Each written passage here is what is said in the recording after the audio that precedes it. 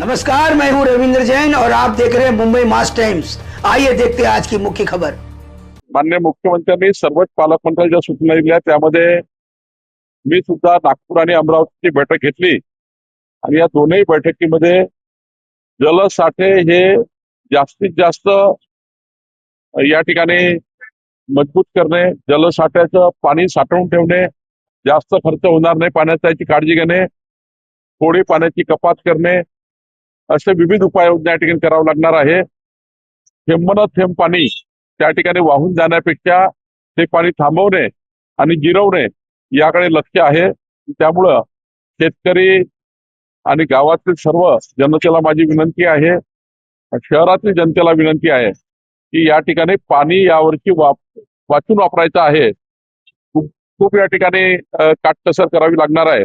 याकरता सर्व नागरिकांनी काळजी घ्यावी अशी सूचना आम्ही यापूर्वीच केली आहे आणि रोजच्याच आमच्या या रोजच्याच प्रशासकीय कामकाजामध्ये अल निनो आणि त्यावर होणाऱ्या उपाययोजना याकरता आमचं लक्ष आहे.